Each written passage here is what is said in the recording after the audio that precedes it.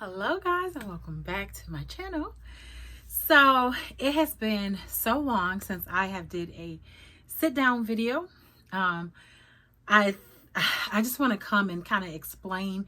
Even on Facebook, I've been if you're in my Facebook group, then you know I've been kind of MIA lately.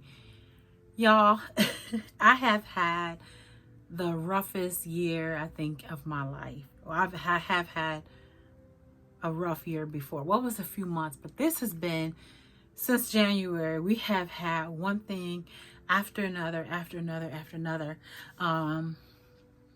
It's been crazy, and most times I just didn't feel like even coming and doing a video. I just didn't feel like it. I might do a video here and there. You guys know I also have a couponing channel. Have not posted really on there. I'm gonna start because I do still coupon. I'll never pay full price for stuff, but I do still coupon, but I just have not really, I just haven't really did a video. So I want to just talk to you guys and hopefully I can encourage you guys. I have been through some stuff. So you guys know, I'll start from the beginning. We moved back in January to this house that we're in now, and so we absolutely love it. I'm in my closet. It's a large closet. It's huge. Well, actually, it's the size of a bedroom. It's a huge closet. It's just gorgeousness, but it was really a struggle to get here. I feel like I want to cough. Excuse me, but it really just was a struggle to get here. It started back in January. We decided, okay, we want to move, just because we started having problems in the neighborhood where we were at, and we were like, we're over it, we want to move. We didn't realize we'd find a house so quickly. So we found a house we found a house pretty quickly. So we're like, okay, cool, we got a house, we're all excited and everything. Then next thing you know, our house, we got a realtor and she was like, listen, you guys need to paint your rooms. You need to change the carpet in here. You need to finish every project that you started, because my husband is notorious for starting stuff and then not finishing it. So he had a lot of projects that he needed to start and finish. And oh my God, it was just so much. By the way, let me tell you guys, before that, I have a group of women that we kind of chat every day and just, become my friends now at this point. And we're all have one purpose, and that's to lose weight. So before January, I was doing so good, you guys. I was looking good, feeling good. I was doing really good. Okay.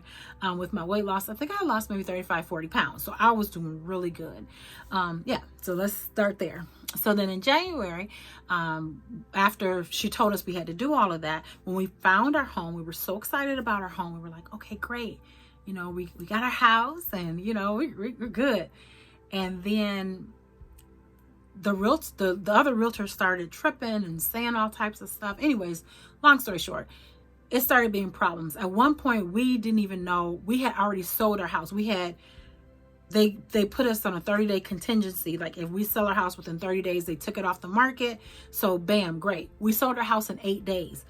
My husband took 2 weeks off work. I'm telling you, for 2 weeks, I didn't sleep. We slept maybe an hour, 2 hours. We were up early in the morning, and so cooking and stuff like that was just pretty much non-existent, because how am I cook? I just was tired. So I would eat out. We ate out a whole lot because, we didn't have time to cook, to eat. So we sold our house within 8 days. So got the house sold. Next thing you know, they start saying they found some problems when they went in to do like a check with the water, and they're saying, well, they need to fix that. You guys don't need to move in and have to put money into it. And the roof, it was just so much stuff. And then the owners were like, we're not putting any more money into this. And it just was so stressful. Like it was just so stressful. And at one point I told her, listen, I don't care. If they change their mind one more time, this is it. Either we get the house or either we don't.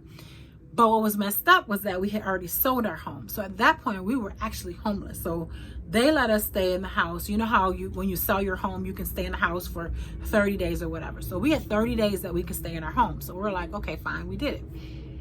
Stayed in our home 30 days. We were good. And then they finally changed their mind at the last minute and said that, okay, you guys can have the house. We'll fix whatever's wrong with it. And so we were like, oh my gosh, because we have a whole big German Shepherd. You don't just move in with somebody with a German Shepherd. So we started having problems then, but it was just the perfect location. Everything was perfect about this house. That's why I didn't want to give in and just be like, nope, I don't want to move there. So that's how our year started. So we wind up moving in within 30 days. Oh yeah. And then when it was time to move in, they didn't even want to give up the house. They're like, well, we didn't know. It's like we signed for the house. We done bought the house, you guys. And then y'all still don't really want to give us the house. They're like, well, can we stay in here a little bit longer? It was just a mess, but we needed to get out the other house or they would have started charging us. So we finally got out of that house. Okay. Bam, y'all. There we go. So we got out the house. But when we were moving in is when the virus hit. So we were like, trying to figure out, we're like, okay, they're closing everything down. That is exactly, that was about March something. That's when they started closing everything down here where I live in Michigan. We had some of the worst in the beginning. I think we were in the top 5 or something like that. So they're like, we closed everything down. So like our county buildings were closed, everything. So we're like, how are we going to close on our house? And how are we going to even get like curtains up to our window? Like people are going to be able to look right in our house. Then we started getting stressed from that.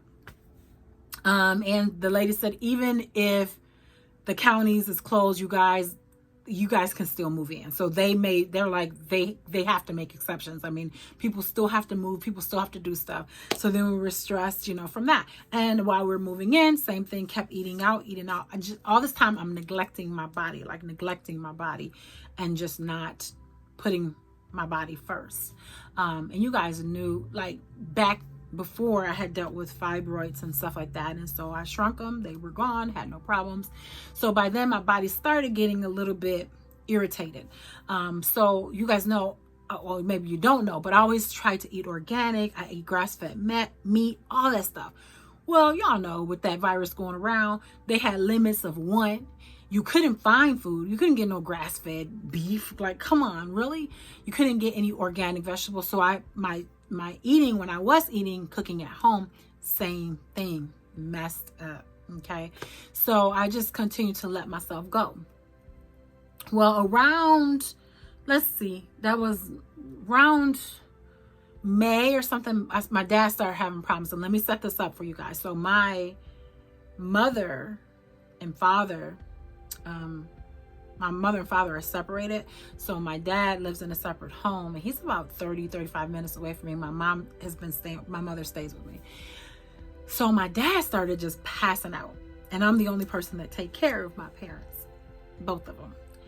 So, my sisters live in a different, state. So, my dad started passing out out the blue, he'll pass out. So his roommate is like, listen, I'm concerned about your dad. You need to come see, make sure he's okay. So I was stressing from that. I'm like, okay, fine.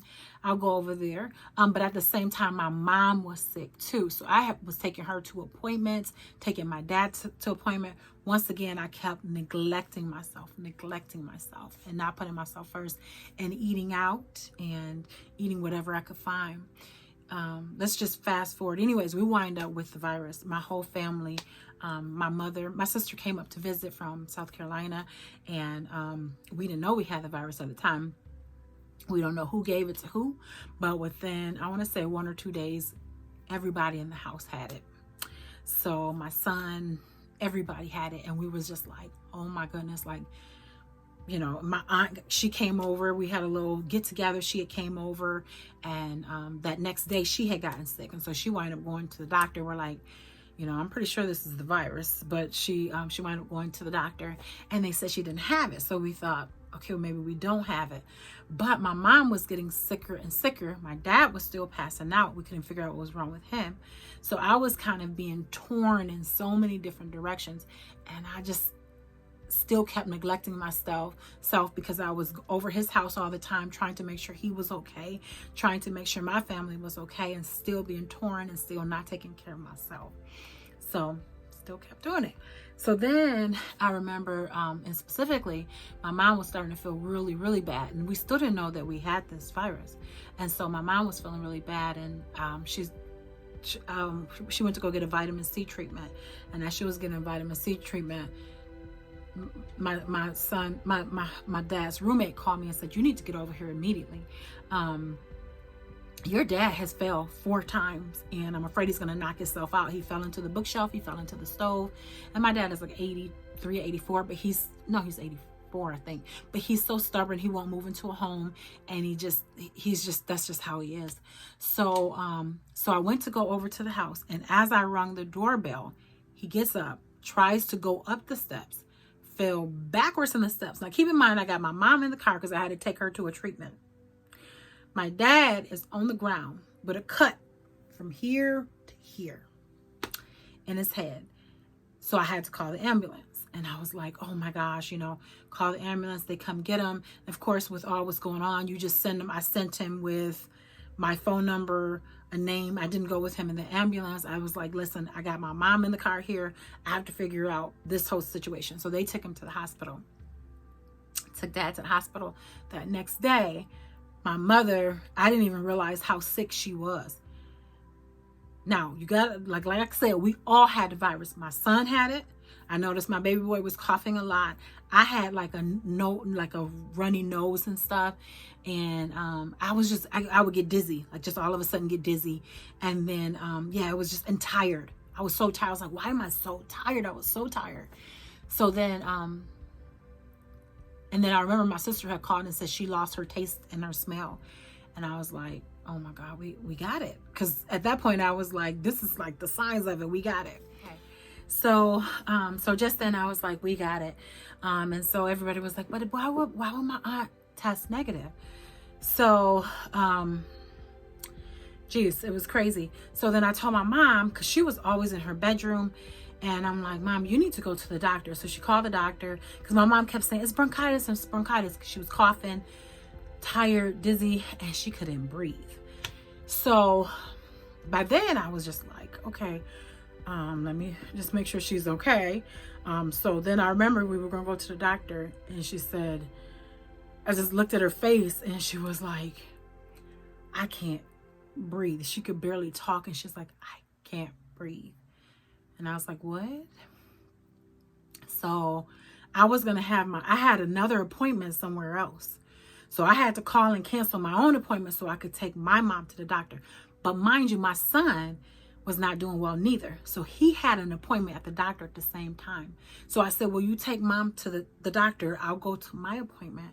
And I wind up canceling my appointment. I was like, you know what? Forget it, because I need to be here with my mom. So I canceled my appointment.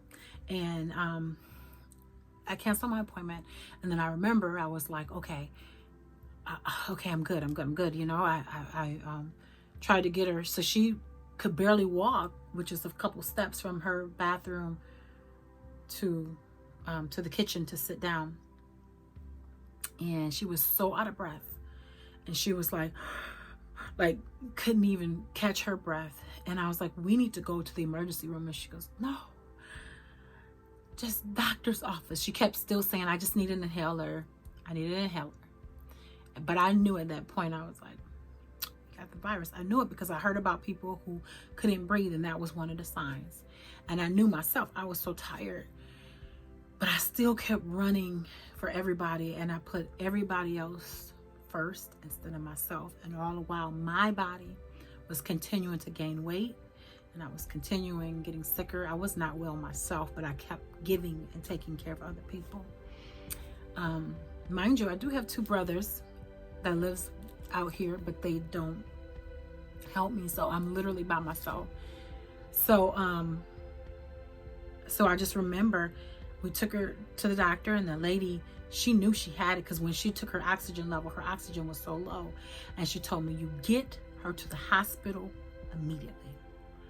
And I remember I had tears in my eyes, and my mom was just so out of it, because I remember I told them, you got to get me a wheelchair. We got to get her in a wheelchair to even get her in the doctor's office, because at that point she couldn't walk, she couldn't breathe. And even just to transfer from the wheelchair to from the car to the wheelchair, she was just so out of breath. And once they got her there, they were like, immediately. And like the doctor literally left us in, because she knew at that point that she had the virus. And she left, which was so rude, but still, I didn't even know how to get out of this facility because it was not our regular doctor's office. It was some clinic that our doctor got us in. I don't know if they were sending like the clients there, the patients who you thought you had. I don't know. But I know that they left us, and I was like, oh my God, I was shaking, like literally just shaking. And then I remember I put on some church music, and then I remember asking my mom, I'm like, are you scared? And she was just like, no, because she don't even know, she wasn't even here. Like, she'll tell you, I don't remember any of that. She don't even remember it. So, and I had my other son was in the car, because my oldest son was like, Mom, I'm going to go with you to help make sure we can get grandma transferred and everything. So he went with me. And then when I had to go to the hospital, you guys know they only let one person go into the emergency room, which you can't have all those people. So I had to do somewhere with my youngest son, my oldest son. And then my youngest son was at the doctor at the same time. So I had to leave my youngest son at the doctor. I was like, oh my God, I'm stretched. All I could do, I would try to pray. And mind you, all of this time, you guys, if you follow me on Facebook, at this time I kept posting on Facebook. I kept encouraging people, even though I was going through myself. I was going through so much. And so I told my son, I'm like, you'll be good. I'm like, okay, well then you take him back home, my other son. I'm going to get her to the emergency room. So we got her to the emergency room, and they couldn't believe that the doctor's office even let her leave like that instead of calling an ambulance or giving her oxygen on the way. So they tried to put some oxygen on her. It wasn't working. So they had to get the big thing out, and then they took the test. Now, if you get it done at the hospital, that virus test, you'll find out within an hour. So they had her results back, and they said, listen, she do have it. You need to get checked because you probably have it. Which I knew all of us had it. I knew at that point because of the symptoms. I remember one time I was talking to my mom, and I was so dizzy. I just went, ugh, like it just dizziness out of nowhere. And so, I left my mom at the hospital, and they said, listen, you can't go up there because they put you into ICU, or like it's a separated part. And they said the doctors will update you every single day. You can FaceTime or you can do whatever. But at that point, my mom wasn't even talking when I left. So I was like, oh my gosh. I remember I left that hospital, and I just thought, God, this is too much. I was like, God, this is too much.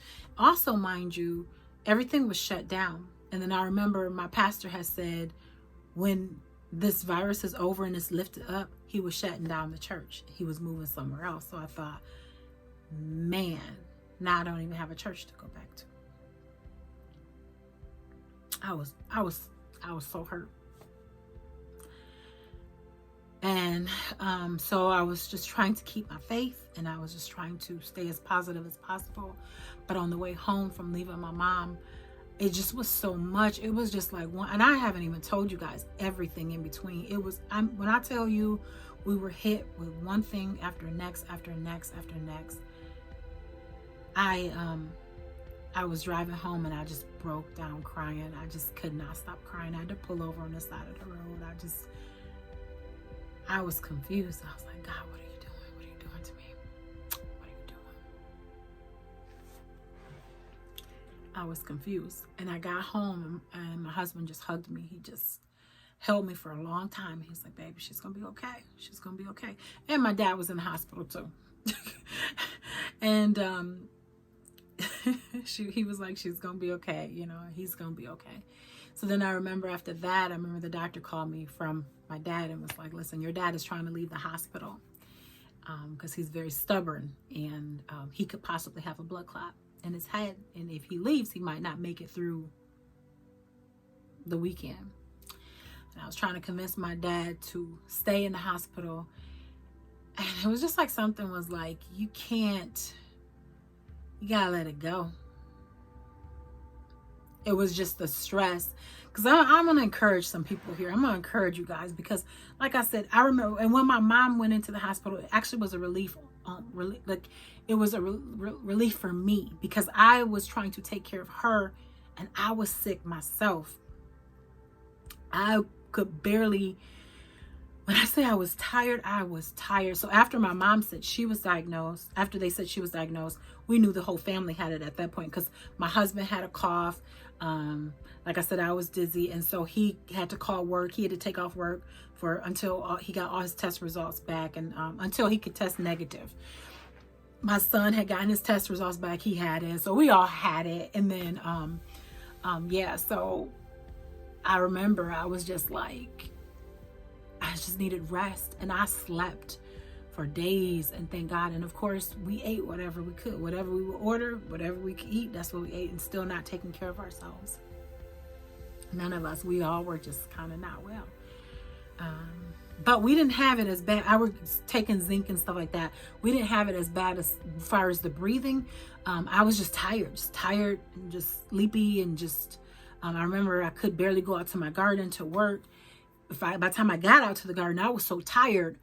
I was just so tired. I kept thinking in my head, I was like, I'm just thankful that it's not more. I'm just thankful that it's not more. I'm just thankful that it's not more. That's what I just kept thinking, because I kept thinking about other people that died from this, other people that it was worse. Like, I just kept thinking, just, you got to be grateful, Regina. You got to be grateful. I just kept thinking that. So anyways, mom was okay. Mom, I think she was in a hospital, I want to say maybe a couple weeks, but she's okay. She's doing good. This is a long recovery process, you guys. So if you ever get it, don't think it's going to just go away after 2 weeks. Yeah, it might be you're only where you can actually give it to somebody for 2 weeks, but she's still just now, she still coughs. Like, she still is just now getting over. And they said that could last up to 6 months. I lost my taste. I lost my smell for a while. It was the worst thing ever. And when you start getting your taste back and your smell, everything tastes salty. Everything was like overwhelming. That was the hardest for me, was losing my taste, losing my smell. I'm like, what the heck? But yeah, it was such a struggle. There's so many other things that I won't even go into, because this video is already really long. Anyways, I wind up myself in the emergency room a couple weekends ago. And it was just because, and I was like, what's going on? And they said, you need to find a gynecologist, because I have a doctor's, but they're like, you need something a little bit stronger. And so I talked to my holistic doctor. She's just a doctor that uses vitamins and stuff like that. And she said, Regina, your body have endured so much stress this year, and you've gained 35, almost 40 pounds this year from not putting yourself first. And the stress of your body is weak. Your body is breaking down. Girl, you got to get it together. And I had went on vacation, you guys. Anyways, I had went on vacation about 4 weeks ago now. And after that, I knew I was going to lose weight. I knew I was going to get back on the right track. I knew it. And I'm happy to say it's been 3 weeks, 3.5, I'm down 13 pounds. My husband had gotten, also from eating like this and eating crazy, my husband, they said they had wanted to put him on medication, possibly for high blood pressure, pre-diabetes. So we both messed our bodies up. Like, we messed up bad. But he's down, I think 10, 11 pounds. We're doing excellent. Like, we've totally changed the way we eat. And I start doing stuff for myself. I start just doing gratitudes in the morning again, stretching, walking, exercising. I got a bike coming. So I'm like, I have to live for me. But this is what I want to say to you guys in all of that. Y'all, things happen, but you got to put yourself first, because that was my problem. I kept putting everybody else first, and I'll do it because people are so used to counting on me. I'll do it. And I'd run here, run there, take this person to this appointment, that appointment, and taking care of my family, my husband, my kids. And but once I go down, once I was sick, I was on for almost a whole week. I was down where I couldn't even do anything, and my family had to do whatever, to try to cook. You guys cook, you do this, you do that. It was horrible. But it's like, if I go down, I'm the glue to the family. So I want to encourage all of you. A lot of time as women, we put everybody else first instead of putting ourselves first. I look back at the situations and I'm like, how could I have done this better? I don't care how I could have done it better. I love my parents. I love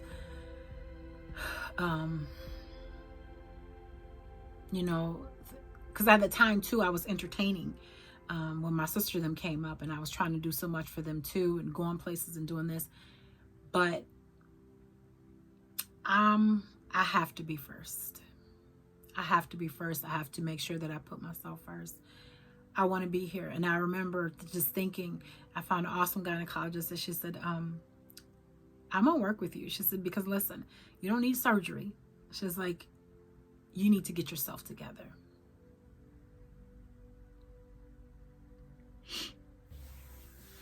She said, because if you get surgery, and most gynecologists, they rush into surgery and want you just to take care of this and that.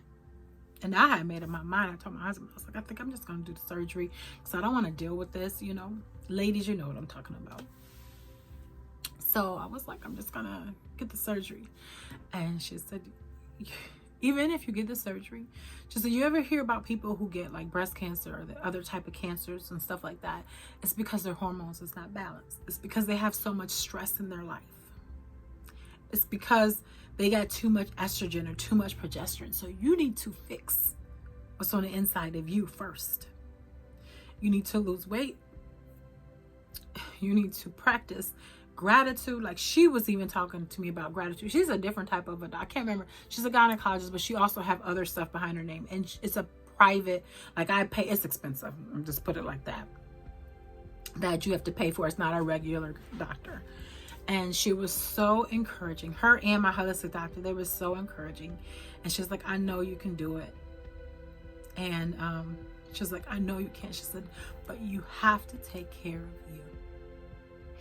Because stress leads to diseases. Stress leads to so much other stuff. And I was like, you're so true. Like, I want to encourage you ladies out tonight. No matter what you're going through, you put yourself first. Put God first, but you have to put yourself first too. Like, you know, God, of course, is first, and do praying and do gratitude and all that stuff. But don't just keep letting things spiral out of control before you take your life back. And I felt like this was just a whole new outlook, a whole new thing on life for me. Outlook on life, like a whole nother leash on life. Like, okay, I can do this. So you'll start seeing more videos of me doing different stuff, and maybe eating videos again, or what I'm eating in a day, or whatever, different stuff that I'll do. And I'll be back encouraging. I'll be back doing my videos. But I was just going through such a rough time, and I just couldn't even pick up a video. I just didn't feel like it. So anyways, I want to encourage all of you ladies to just put yourself first. Know that God have you. And you can't do everything. You're not a hero. You're not a superhero. You can't be. We don't walk around with capes on us. We are. We're human. And I hope I encourage some of you ladies today to, no matter, like, if you're stressed, if you're going through stuff, y'all, you can't do it all. Okay? So be blessed. This is probably the most negative video you've ever heard from me, because I don't do negativity videos. But so you guys know, if I'm coming with something like this, it definitely was a rough year for me. But I just wanted to get that off my chest. Listen, I love you guys. I'll talk to y'all later, and I'll see y'all in the next video. Bye, guys.